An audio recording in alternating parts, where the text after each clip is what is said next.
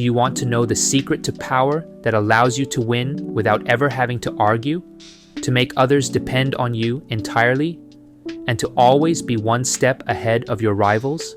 In this next part of our journey through Robert Greene's book, The 48 Laws of Power, we're diving into laws 9 through 16.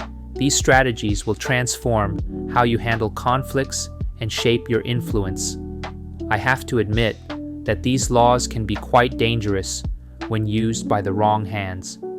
That's why it's essential for you to know them, because they can be wielded as a weapon to inflict damage or as a guide to protect yourself from manipulation and deceit. Law 9. Win through your actions, never through argument. Arguing with others is often futile. It rarely leads to genuine change of mind and usually results in bitterness or resentment. The true path to power lies in proving your point through actions rather than words. Demonstrating your capabilities makes a stronger impact than endless debates. Consider the example of Nikita Khrushchev, the former Soviet leader who was once interrupted by a heckler during a speech in which he was denouncing the crimes of Stalin. The heckler shouted, "You were a colleague of Stalin's. Why didn't you stop him then?" Khrushchev, unable to see who had spoken, barked out, "Who said that?" Silence fell over the room as no one dared to respond. After a few moments, Khrushchev quietly remarked, "Now you know why I didn't stop him." Instead of merely arguing that Stalin's colleagues were paralyzed by fear, Khrushchev made the audience feel the terror of confronting a powerful leader. His demonstration was powerful, making the point clear without further words. At that moment, everyone in the room experienced the fear and paranoia that had kept people silent during Stalin's reign. The lesson: avoid futile arguments and focus on delivering results. Let your actions prove your point, as they speak louder and more convincingly than words ever could. Law 10. Infection. Avoid the unhappy and unlucky. Emotions are highly contagious, and the people you surround yourself with have a profound impact on your life and fortunes.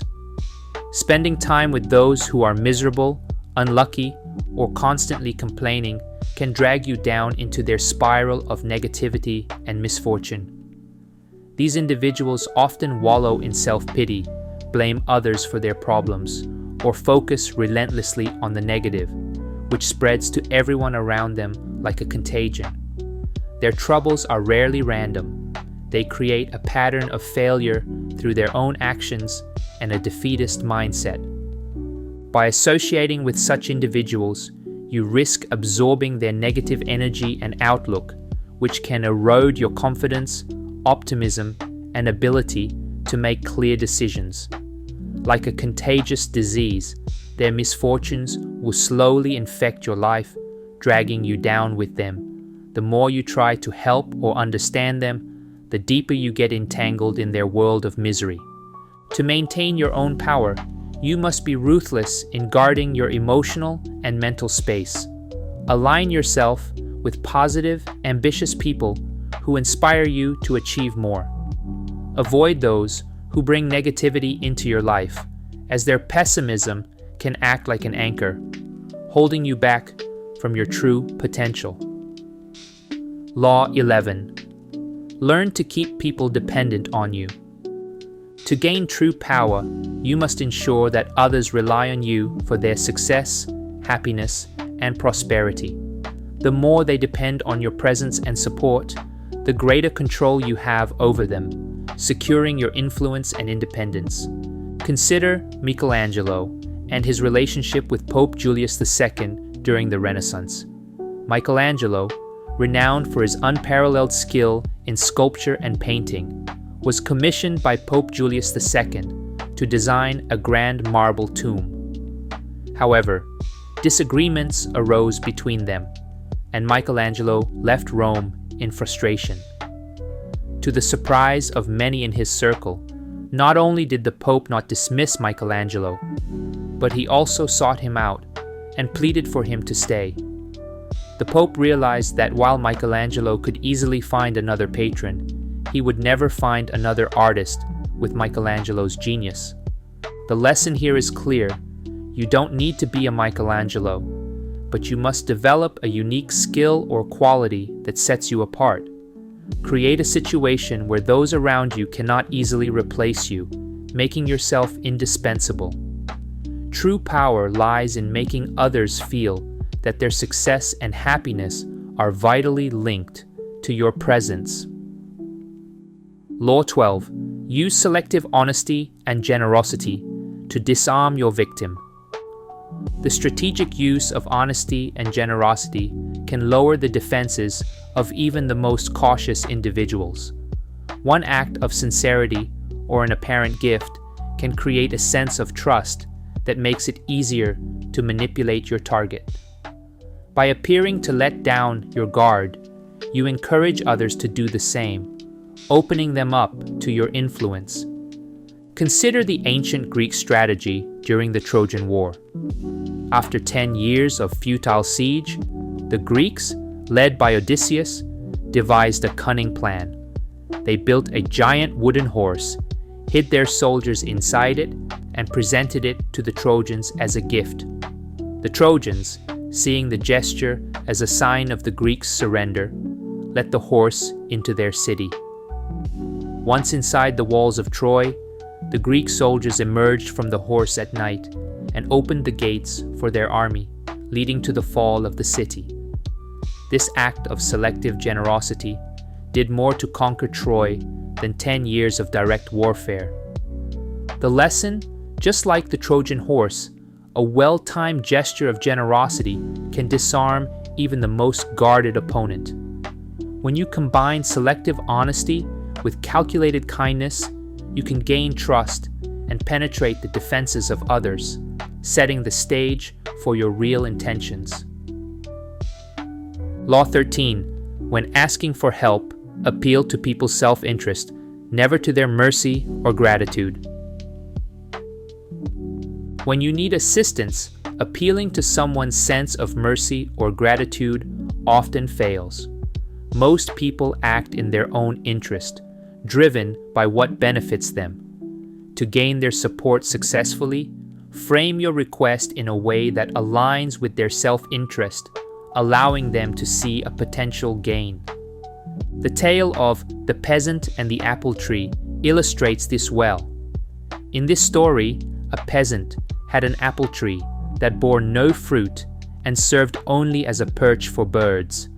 Frustrated, he decided to cut it down. The birds, desperate to save their home, begged the peasant to spare the tree, promising to sing and lighten his labors in return. Ignoring their pleas, the peasant struck the tree with his axe. When he reached its hollow, he discovered a hive filled with honey. Tasting the sweetness, he abandoned his axe and decided to preserve the tree, now seeing its value. The lesson: when asking for help, uncover something in your request that benefits the other party. Emphasize what they stand to gain, and they will be far more willing to assist you. Appeals to self-interest are far more effective and reliable than expecting others to act out of the goodness of their hearts. Law 14. Pose as a friend, work as a spy. Knowledge is power, and the best way to gain knowledge about others is to pose as a friend while secretly gathering information. When you present yourself as a friend, people naturally let down their guard and reveal more than they intend to. This gives you the advantage of learning their secrets and understanding their intentions without them realizing it. Let's look at the example of Joseph Duveen, one of the most influential art dealers of the early 20th century. Duveen was determined to make the reserved and difficult-to-reach industrialist Andrew Mellon his client. To do this, he spent years studying Mellon's habits and preferences, even going so far as to employ Mellon's staff to gather intelligence about the man's tastes and routines. Duveen eventually positioned himself in the same hotel as Melon, arranging to encounter him by chance, and soon became friends with him. Armed with his extensive knowledge of Melon's interests, Duveen was able to charm and impress him, turning Melon into one of his most loyal clients. The lesson: to gain power and influence, work as a spy under the guise of friendship. Use every interaction as an opportunity to extract valuable information. This way, you can anticipate others' moves and stay one step ahead of them. Law 15. Crush your enemy. Totally. When dealing with your rivals, it's not enough to simply defeat them. You must crush them completely. Partial victories leave room for revenge, allowing your enemies to regroup and come back stronger. To secure your power, you must ensure that no threat remains. The story of Xiang Yu and Liu Pong during the power struggles of ancient China demonstrates this well. Xiang Yu, a fierce and powerful general, defeated Liu Pong in battle and had the opportunity to crush him entirely. However, he showed mercy, allowing Liu Pong to escape and regroup. This act of leniency proved to be his downfall.